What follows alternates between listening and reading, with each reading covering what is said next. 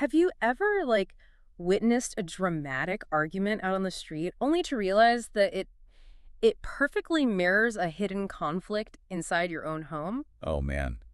That sudden shift is just, it's a profound psychological jolt. Right. Yeah, a public spectacle plays out right in front of you, and instead of just being a bystander, you're suddenly forced to reevaluate the private reality you return to when you close your front door. Exactly.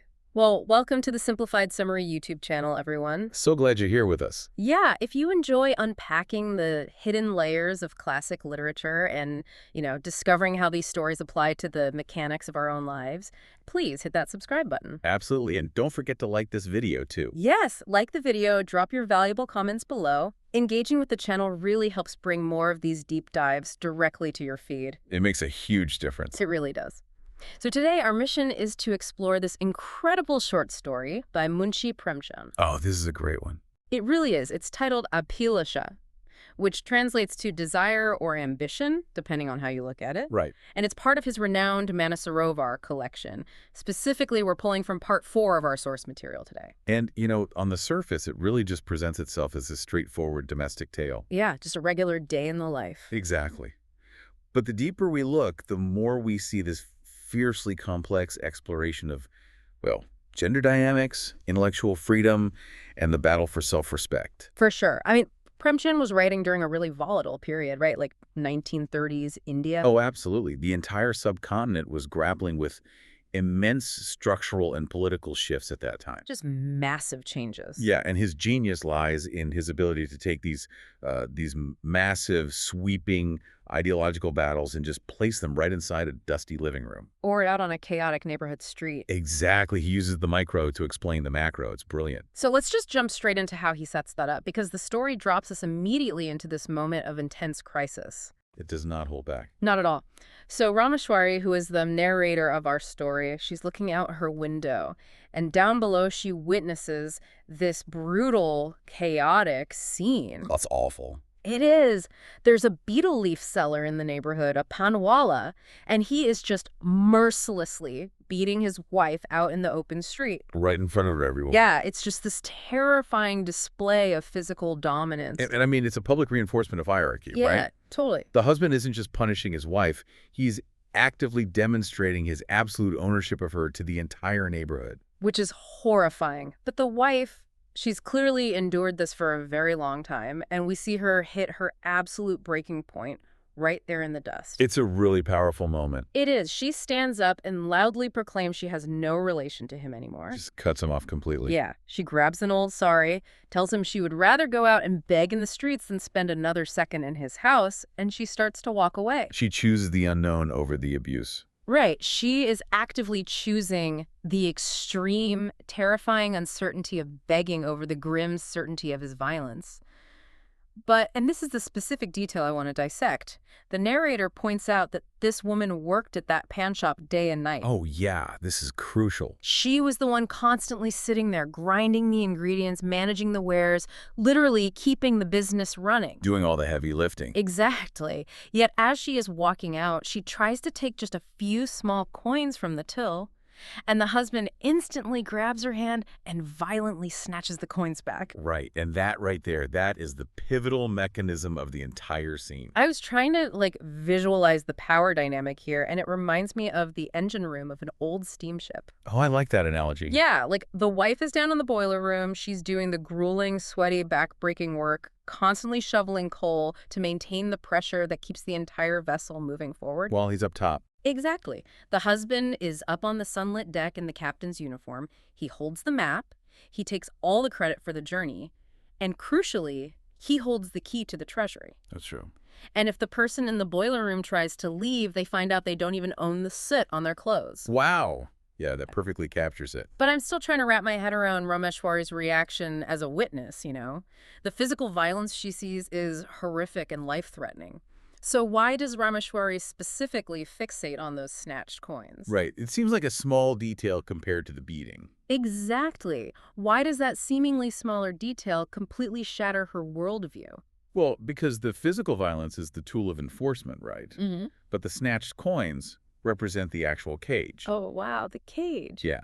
The coins symbolize the ultimate weapon of subjugation, which is absolute economic dependence. That makes a lot of sense. The husband's ability to throw her out entirely penniless, despite her years of tireless documented labor, it proves the underlying, invisible reality of her existence. That she has nothing.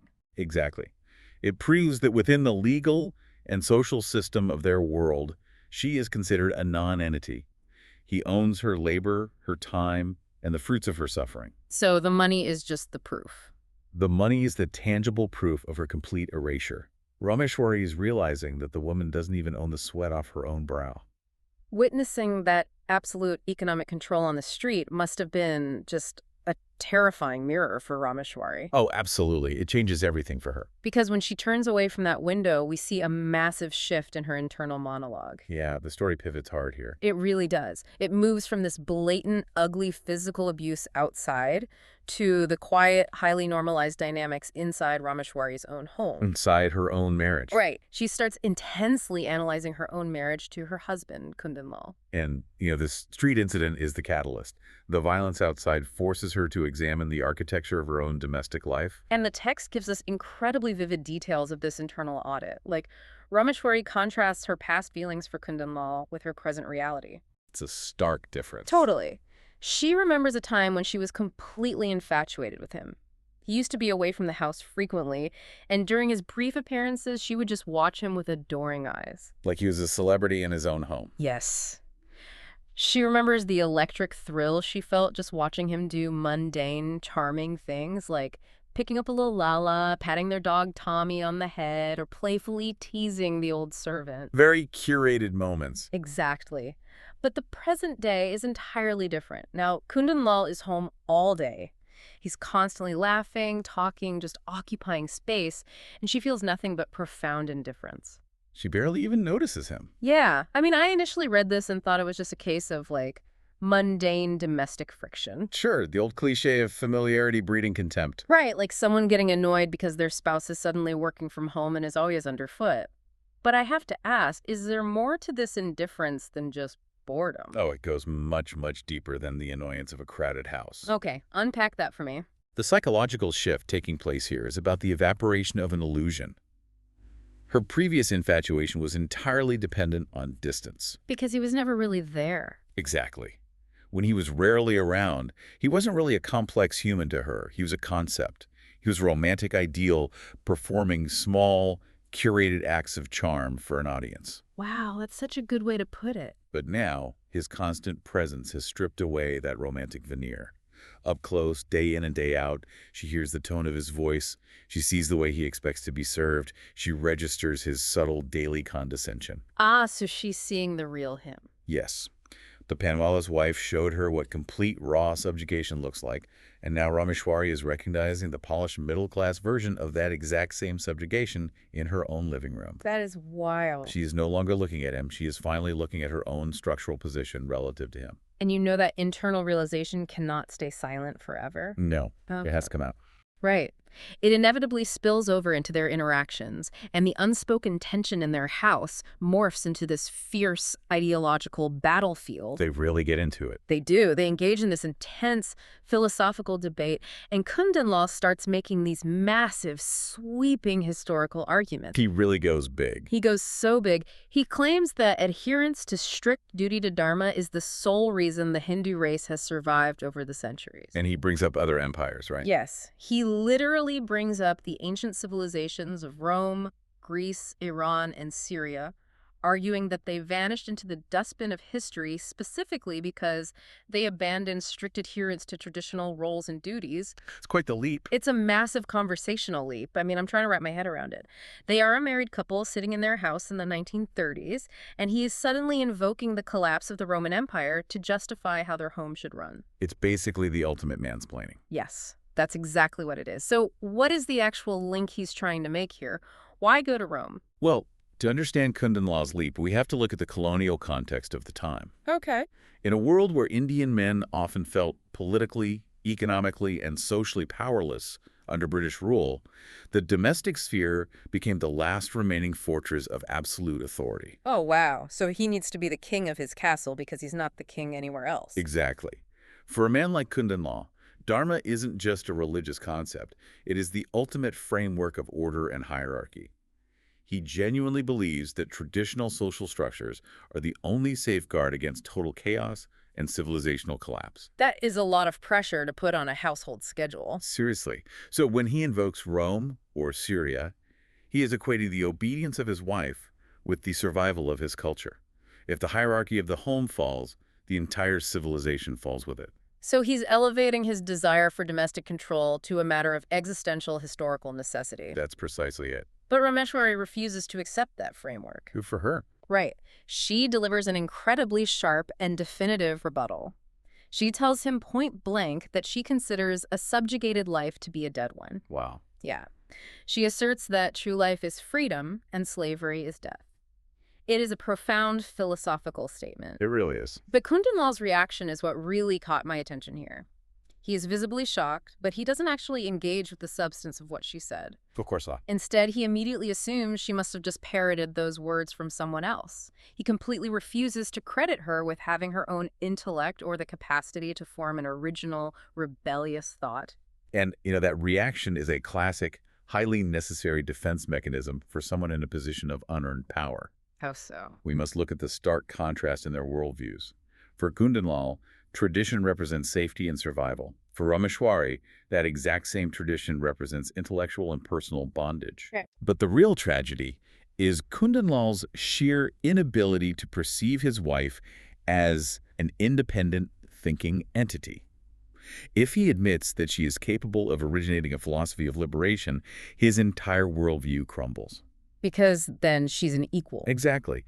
If she's an equal intellect, then his dominance is no longer a natural law, it is just tyranny. That makes total sense. Therefore, to protect his own ego and his understanding of the universe, he must categorize her as an empty vessel, merely echoing another man's words. Wow. So from there, the story transitions from these lofty, abstract, historical debates into how this intellectual disrespect actually manifests in their daily choices. Like rubber hits the road. Exactly. The philosophical clash sets the stage for a seemingly trivial domestic event to become the ultimate test of Rameshwari's autonomy. The house guest. The house guest. So a distant relative of Kundan Lal's arrives at their home, and Rameshwari immediately leans into hosting him. She goes all out. She really does. She goes incredibly out of her way to send him sweets. She invites him to stay for all his meals, and as a result of her lavish hospitality, this guest ends up staying for an entire week. Which is a long time. It is, and Kundan Lal becomes absolutely furious. He constantly lectures Rameshwari, claiming she is turning this guest into a bread thief. A bread thief? I know. He tells her she is literally poisoning the man's soul with laziness, and he warns her repeatedly that this guest will become utterly useless for life, and it will be 100% her fault. So dramatic. Now, I have to play devil's advocate for a moment here. Sure, go for it. If I had a distant relative overstay their welcome by a full week because my partner kept feeding them a constant stream of sweets, I would be pretty annoyed too. Fair point. Fair point. Right. So is Kundan Lal actually making a fair point about the guest's laziness, or is something else happening here? I just don't understand why Rameshwari is risking her newfound clarity and inviting this massive conflict over a random house guest. Well, the conflict has absolutely nothing to do with the guest's laziness. Really? Yeah, the guest is entirely a proxy in a much larger war. What we are seeing here is a battle for jurisdiction. Okay, jurisdiction. Explain that. In the traditional structure of their household, the kitchen, the preparation of food, and the administration of hospitality are the sole domains of the wife. Right, that's her territory. It is the one tiny sliver of territory where she exercises any theoretical authority. By lavishly hosting this man and distributing resources in the form of sweets and meals, despite her husband's incessant angry lecturing, Rameshwari is actively testing her autonomy. Oh, so she's pushing the boundary. Yes. She is drawing a hard line in the sand to see if she actually has any real power in her own designated domain. Giving the sweets isn't just about hospitality. It is a deliberate display of resource control. That is brilliant. And that display of control brings the entire story to its absolute breaking point. The climax? Yeah. Rameshwari finally reaches her limit with Kundan Lal's endless badgering, his lecturing, and his fundamental disrespect. She's had enough. She has. She looks at him and firmly states, "I cannot tolerate insults." She draws a boundary that demands basic human respect. Such a strong moment. And the text reveals a stunning conclusion to this confrontation. Kundan Lal actually backs down. He felt. He folds. Yeah. He asks for her forgiveness. And when she questions his sincerity, he confirms that his apology comes from the bottom of his heart. It's a profound reversal of power. Truly. And, it is achieved not through physical force or even by leaving the house like the Panwala's wife, but through an unwavering assertion of self-worth. Yeah. By standing up to his constant lecturing and demanding an apology, she successfully evolves her Abhilasha, her core desire. How so? Well, early in the story, her desire was passive, right? It was a romantic wish for her husband's charming attention from afar. Just wanting him to look at her. Exactly. But by the end, it has transformed into an active, unyielding demand for foundational intellectual respect. She's no longer asking to be loved as a subordinate. She is demanding to be respected as an equal. Wow. That evolution from asking for love to demanding respect is really the core takeaway of this whole deep dive. Absolutely. Premchand's story traces this masterful, intricate arc of awakening. It begins with Rameshwari observing the stark, brutal reality of physical and economic abuse out in the streets with the Panwala's wife. The catalyst. Right, that terrifying observation acts as the catalyst, prompting Rameshwari to shed her own romantic illusions and recognize the quiet, normalized subjugation within her own marriage. And then the philosophical battle. Yes, it forces her through a philosophical gauntlet where she defines freedom for herself, and it culminates in her claiming her own domestic and intellectual agency. She forces a genuine apology from a man who previously believed she couldn't even form her own thoughts. The story serves as a really powerful reminder. The knowledge of our own subjugation is the absolute first necessary step toward any form of freedom. That is so true. Revolution doesn't always arrive with an army marching. Sometimes it begins with a woman simply refusing to be insulted in her own kitchen. I love that. And I want to leave you all with a final provocative thought to mull over as you go about your day. Oh, good idea. Think about the silent chain reaction of courage depicted in this story. If the Panwala's wife hadn't bravely rebelled in the street that morning, if she hadn't risked starvation and thrown down that sari in the dust, would Rameshwari have ever found the courage to demand an apology in her own living room? Probably not. Right. How often are our own private revolutions silently sparked by witnessing the visible public struggles of absolute strangers? It's a wild thought. It really is. Thank you so much for joining us on this journey through Premchand's Abhilasha. It's been a great discussion. It has. Please take a moment to like this video, share your thoughts on Rameshwari's incredible journey down in the comments, and of course, subscribe to the Simplified Summary YouTube channel for more in-depth explorations just like this one. We'll catch you on the next deep dive.